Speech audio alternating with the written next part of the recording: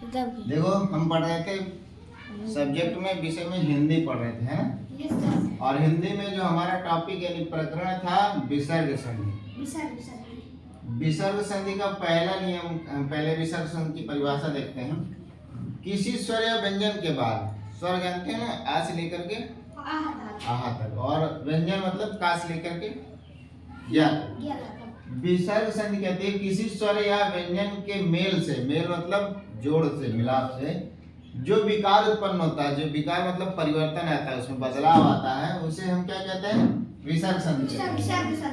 विसर्ग संधि के हमको प्रकार देखना है। तो पहला हमने प्रकार देखा, विसर्ग के पहले यदि आ आता है, क्या आता है? आ। विसर्ग के पहले आ हो और बाद में कोई घोष व्यंजन, घोष व्यंजन कौन कौन से होते हैं? किसी भी वर्ग का किसी भी वर्ग का तीसरा, चौथा, पांचवा या रा ला वा हा, अगर ये व्यंजन आ जाते हैं तो क्या हो जाता है? विसर्ग का ओ हो जाता है, ओ की मात्रा बन जाती है। विसर्ग क्या हो जाती है? ओ हो जाती है। जैसे मनः लिखा हुआ है, मनः ना में क्या है? आ है, यानी ये विसर्ग लिखा है, विसर्ग के पहले आ आया है। क्या आया है? आ। तो जो यदि विसर्ग के पहले आ आता है तो विसर्ग का कहता है ओ हो जाता है। कब हो जाता है? जब ये हमारे घोष व्यंजन आते हैं। घोष व्यंजन में देखो रा है ना, ये रा आया, तो ये हमारा मनः जो हो गया, विसर्ग ओ हो गया, मन में ओ की मात्रा लगा दोगे तो मनो हो जाएगा। क्या हो जाएगा? फिर आगे रथ लिखा, मनोरथ हो गया। क्या हो गया? मनोरथ। ऐसे ये मनः लिखा है तो ये भी ना का ओ हो गया, और बल हो गया, मनोबल हो गया। इसके बाद है तपः प्लस बल, तो विसर्ग का ओ हो जाता है तो क्या हो जाएगा? तपोबल। Very good.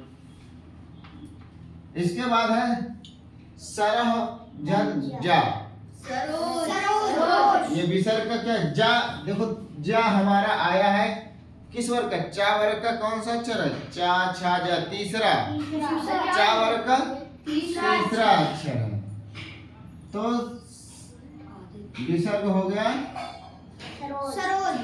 ओ बन गया, सरोज बन गया। फिर हो गया यशः धन दा, तो जो ये भी ओ हो गया, यशोदा हो गया। इसके बाद है मनः धन हर, मनोहर। ये हमारा हो गया मनोहर। इस तरीके से विसर्ग हमारा जो बन गया, क्या हो गया? ओ हो गया, और ये सारे क्या हो गए? संधि बन गए। समझ गए? Yes sir.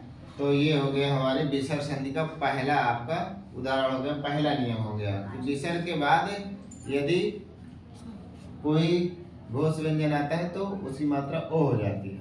ठीक? Yes sir.